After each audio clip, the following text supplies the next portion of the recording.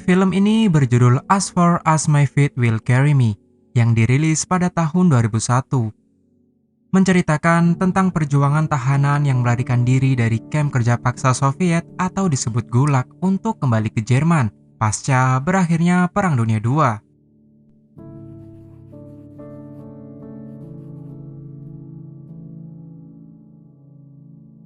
Pria ini bernama Forel, salah satu prajurit angkatan bersenjata Nazi Jerman. Forel terlihat begitu senang karena sebentar lagi dirinya akan mempunyai bayi. Begitupun Lisa yang berharap ayahnya sedikit melonggarkan waktu dan mengirimkan beberapa surat kepada anaknya. Meskipun berat meninggalkan keluarga, tugas sebagai seorang prajurit tidak bisa ia abaikan.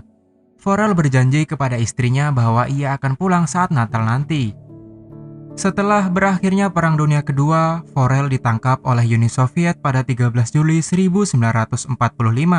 Forel dijatuhi hukuman 25 tahun kerja paksa karena kejahatan terhadap partisan. Kemudian dikirim bersama sekelompok tahanan ke kamp kerja paksa atau disebut Gulag di wilayah Siberia. Tahanan itu dikirim menggunakan kereta api, menggunakan pakaian dan jatah makanan seadanya.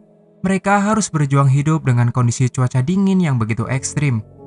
Maka tak heran banyak tahanan yang meninggal setelah perjalanan panjang melintasi benua. Di tempat pemberhentian, masing-masing orang diwajibkan untuk membawa 4 batang kayu. Namun, Forel mulai berhalusinasi melihat istri dan anaknya, menyebabkan dirinya kehilangan fokus sampai-sampai ia tak sadar mengambil lebih dari 4 batang kayu, yang membuat dirinya diperlakukan kasar oleh tentara Soviet. Jauh di Jerman pada Oktober 1945, setelah mendapat surat, Lisa kemudian berlari memberikan kepada ibunya, berharap itu dari sang ayah. Tetapi surat itu bukan berasal dari Forel, melainkan dari Palang Merah. Mereka mengatakan meskipun Forel ada dalam daftar pencarian, namun tak ada informasi tentang pengadilan militer Rusia. Itu artinya Palang Merah tidak tahu apa-apa. Sementara bayi yang dikandung oleh sang istri ternyata telah lahir dan berjenis kelamin laki-laki. Keesokan harinya, para tahanan harus kembali berjuang berjalan kaki melalui gurun salju. Tentu itu bukan perkara mudah. Kondisi kelaparan dan kedinginan, melewati hutan belantara, bahkan harus melewati sungai yang membeku. Sehingga tak sedikit tahanan yang gugur dan meregang nyawa.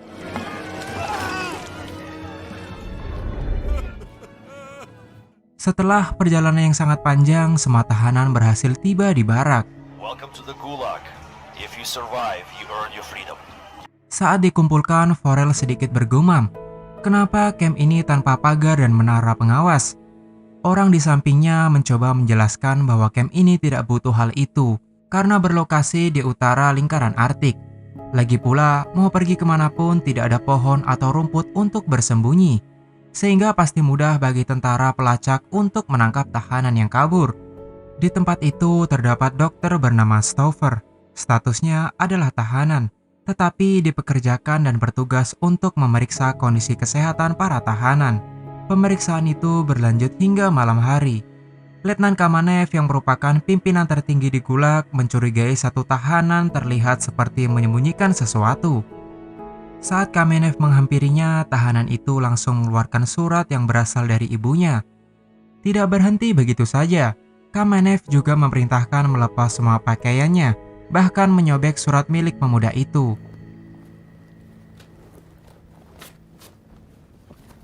Melihat lelaki itu kedinginan, Forel bersimpati untuk memberikan mantel kepadanya. Tetapi aksinya dihentikan oleh Letnan Kamenev, bahwa Forel tidak perlu melakukan itu dan mengatakan lebih baik untuk menyimpan mantelnya. Kini para tahanan digiring ke sebuah gua lalu diperintahkan untuk membersihkan diri dari kotoran sampai mencukur rambut mereka satu persatu. Sedangkan istri Forel tak kunjung mendapat kabar. Ia pun mendatangi kantor Komite Nasional Kemerdekaan Jerman, namun lagi-lagi tak ada informasi mengenai suaminya. Sehingga dirinya harus kembali menunggu karena negosiasi dengan Uni Soviet akan berlangsung pada musim gugur.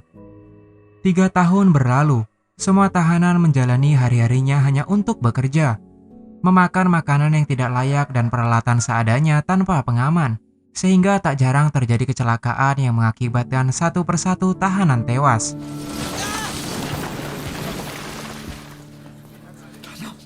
Suatu ketika Kamenev memerintahkan Forel untuk memperbaiki mesin tambang.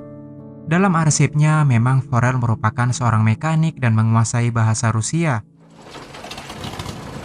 Setelah berhasil memperbaiki mesin itu hingga larut malam, Forel berencana melarikan diri menaiki mesin itu ke atas bukit. Karena minimnya pengawasan, ia pun berhasil mencapai lereng bukit lalu menaiki kereta tambang dan berharap bisa menjauh dari camp itu. Tetapi kurangnya persiapan membuat dirinya kembali tertangkap dan berakhir di sebuah sel penjara. Kamenev mengatakan jika Republik Uni Soviet memiliki perjanjian dengan Amerika Utara, meskipun Forel melarikan diri, mereka akan kembali mengirim dirinya. Setelah dibebaskan, Forel harus menerima penganiayaan dari rekan-rekannya dan menganggap jika Forel telah berkhianat karena mencoba meninggalkan mereka.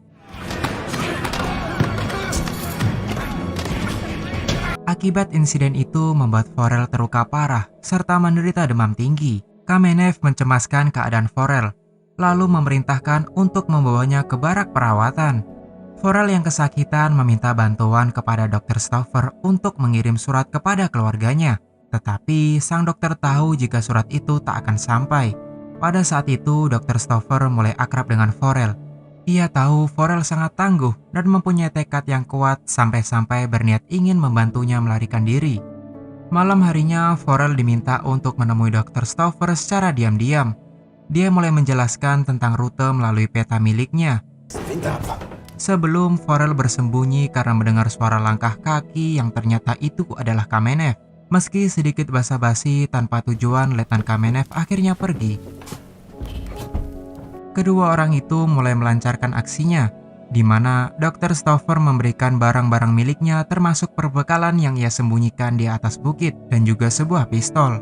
Di balik semua itu, ternyata Dr. Stover berencana melarikan diri, tetapi ia tidak bisa melakukannya. Karena 2 bulan yang lalu ternyata dirinya mengidap kanker. Mengingat kemanapun dirinya pergi akan terasa sia-sia. Ia hanya bisa memohon kepada Forel untuk menemui istrinya dan mengatakan bahwa dirinya telah meninggal pada tahun 1950. Tekad yang kuat membuat Forel berhasil menjauh dari camp itu. Namun naas, Dr. Stover memilih bunuh diri daripada dimintai pertanggungjawaban. Bermodalkan kompas yang ia miliki, Forel pergi jauh ke utara menghindari para penjaga yang mengharapkan dirinya pergi ke barat. Ketika persediaan makanan yang diberikan Dr. Stover habis, ia pun mulai kehilangan kontrol atas tubuhnya dan kembali berhalusinasi bahwa dirinya dikejar oleh tentara pelacak. Sedangkan kekejaman terus dirasakan oleh tahanan di Gulag. Selama berhari-hari mereka tidak mendapat makanan akibat ulah Forel melarikan diri. Salah satu tahanan yang meminta keadilan justru berakhir terbunuh oleh Kamenev. Kamenev pun tak henti-henti mengerahkan pasukannya untuk mencari Forel, tak terkecuali menginfokan semua stasiun radio dalam radius 500 km. Suatu ketika saat tertidur, Forel dikejutkan dengan kehadiran orang bersenjata yang mengawasinya bernama Anastas dan Semyon. Kedua orang itu menjelaskan bahwa mereka adalah penambang emas, tidak bermaksud melukai atau ingin membunuh. Mereka datang karena melihat api dan berpikir harus memeriksanya. Meski awalnya mencurigai mereka, Forel yang tak punya pilihan lain akhirnya mengikuti kedua orang itu setelah dirinya tertimpa pohon, lalu mengaku dirinya bernama Piotr. Tentu itu dilakukan untuk menyembunyikan identitasnya. Singkat cerita, musim semi tiba. Kini ketiga orang itu mengembara menyusuri sungai ke arah pegunungan Kalima. Namun perjalanan mereka tidak berjalan mulus. Ketika melintasi air sungai begitu deras, rakit yang mereka naiki kehilangan keseimbangan hingga membuat Semyon terjatuh ke air. Dengan cepat, Forel menyelamatkannya. Anastas yang tiba lebih dulu secara sengaja memeriksa tas Semyon. Dirinya tergoda saat melihat sekantung emas dan mencurinya. Tetapi Semyon mencurigai Anastas yang telah mencuri emasnya. Melihat ada celah, ia pun melumpuhkan Forel dan membunuh Anastas menggunakan pistolnya. Ketika tersadar, Forel terkejut melihat mayat Anastas. Semyon menjelaskan jika dia berniat mencuri emasnya. Kedua orang itu akhirnya pergi dan membiarkan mayatnya begitu saja. Setelah berjalan sangat jauh, Semyon berkata tidak bisa melanjutkan perjalanan. Forel menawarkan diri membawakan tas miliknya. Tetapi Semyon kembali menaruh curiga dan memukul Forel hingga terjatuh dari tebing. Lisa pun terbangun dari tidur. Ternyata semua ini hanya mimpinya. Dan film pun selesai. Enggak. Forel kemudian diserang sekelompok serigala. Beruntung, ia diselamatkan oleh pengembala dari suku Chukchi bernama Kolka, lalu membawanya ke pemukiman mereka untuk segera diobati. Setelah terbangun dari pingsan, Forel mulai diperkenalkan dengan Irina yang merawatnya. Forel bahkan memberikan identitas aslinya tanpa rasa takut. Saat pertama melihat Forel, ternyata Irina telah jatuh cinta kepadanya, hingga ia terbawa suasana dan melakukan hal yang tak seharusnya. Di tempat lain, Semyon tertangkap oleh militer Soviet karena ingin membeli paspor dengan emas. Ia juga membicarakan orang Jerman yang bersamanya. Siapa lagi kalau bukan Forel? Naas, ia lebih memilih mengakhiri hidupnya di dalam kurungan. Kolka mengetahui bahwa Uni Soviet sedang mencari Forel. Sangat disesalkan, ia pun harus segera pergi dari tempat itu karena sangat berbahaya bagi keluarganya. Kemudian Irina mengantarnya menuju hutan. Dengan berat hati, Irina meminta Forel untuk melupakannya dan memberikan anjingnya untuk menemani perjalanan Forel. Pada musim panas 1951, tiba-tiba anjing yang bersama Forel berlari ke arah orang-orang penebang kayu, membuatnya panik lalu mengejarnya. Forel pun akhirnya dimintai keterangan oleh inspektur setempat. Forel memberikan keterangan palsu bahwa dirinya harus menuju Chita, kemudian melaporkan jika kerja paksanya selama 8 tahun telah berakhir. Sang inspektur begitu paham dengan alasan orang-orang seperti itu dan menggunakan cara yang halus untuk menangkap tahanan. Ia memberikan makan kepada Forel sebelum memintanya menjadi tukang rem kereta yang bertujuan ke Chita. Tetapi Forel tidak tahu jika dirinya telah dikhianati, bahkan sudah dilaporkan kepada militer Uni Soviet. Forel begitu terkejut saat melihat sekelompok tentara yang menunggunya. Ia pun mengendap-endap perlahan dan bertemu Letnan Kamenev yang berdiri tepat di depannya. Melihat ada ancaman, si anjing pun langsung menerkam Kamenev. Beruntung Forel berhasil melarikan diri meskipun anjingnya terbunuh. Singkat cerita, di tahun 1952, Forel pergi ke Asia Tengah. Meskipun penampilannya seperti orang gila, ia beruntung sebab masih ada yang membantunya. Forel kemudian berdoa kepada penciptanya memohon pengampunan dosa. Tak lama setelah itu, ia pun dihampiri seseorang yang berasal dari Polandia bernama Igor. Igor mencoba meyakinkan bahwa dirinya hanya ingin membantu dan mengajak ke rumahnya. Tetapi pria paruh baya yang melihat Forel dengan sengaja melaporkannya kepada kepolisian Soviet. Igor pun memberinya setelan pakaian baru dan membantunya untuk mendapatkan paspor. Meskipun Forel adalah orang Jerman, Forel juga harus menyamarkan namanya menjadi Ivanovich, serta mengubah kewarganegaraannya. Forel segera cemas, bagaimana jika Igor berbohong? Ia pun melarikan diri melewati jendela.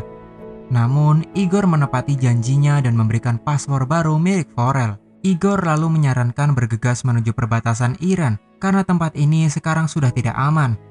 Tak banyak yang bisa dilakukan Forel untuk membalas budi, selain mengucapkan terima kasih.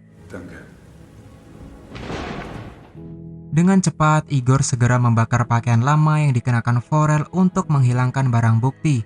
Keramah taman Igor terbalas tidak begitu baik, hingga akhirnya ia diinterogasi oleh Letnan Kamenev, sebelum Igor terkena serangan jantung secara mendadak dan akhirnya meninggal.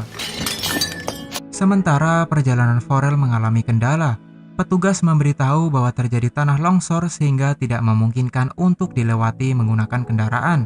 Jalan satu-satunya adalah memutar. Tak mau ambil resiko, Forel memutuskan untuk berjuang menggunakan kakinya berjalan sangat jauh hingga ia tiba di lokasi perbatasan Iran. Tampang senyum menghiasi wajah Forel. Ia pun segera berjalan menuju kebebasan. Seakan mimpi buruk terus membuntutinya, tiba-tiba dia melihat Kamenev berjalan ke arahnya dari sisi Iran. Forel menatapnya dengan penuh ketakutan. Namun, Kamenev menyingkir dan membiarkan Forel lewat. Kamenev sempat mengatakan, sebelum keduanya bergerak menjauh.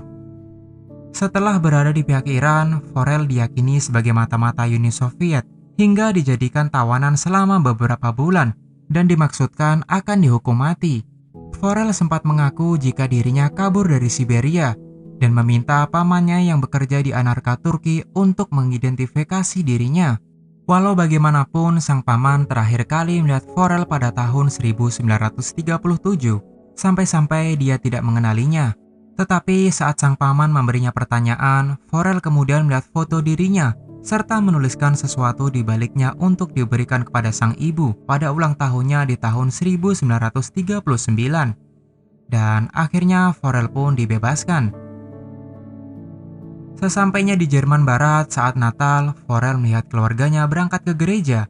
Ia segera mengikutinya secara diam-diam, berjalan perlahan masuk ke gereja.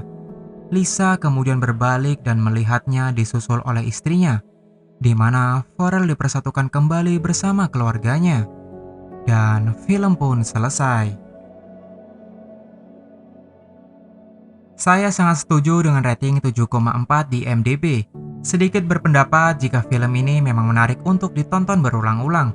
Tentu ini diimbangi dengan akting dan sinematografi yang bagus, termasuk pemandangan alam yang menawan. Memang ini cukup menghibur sebagai film bergenre petualangan. Entah kenapa saya secara aneh tertarik dengan perjalanan melalui wilayah Siberia yang tak ada habisnya. Meskipun begitu, film ini bukanlah mahakarya yang luar biasa. Tetapi saya tetap menyarankan untuk menontonnya, apalagi subjeknya terdengar menarik. Bagi kalian yang sudah menonton video ini nggak selesai, saya ucapkan terima kasih. Semoga kata-kata saya tidak menyinggung pihak lain dan masih sopan bagi kalian yang mendengar. Sekali lagi saya ucapkan terima kasih, dan sampai jumpa di next video.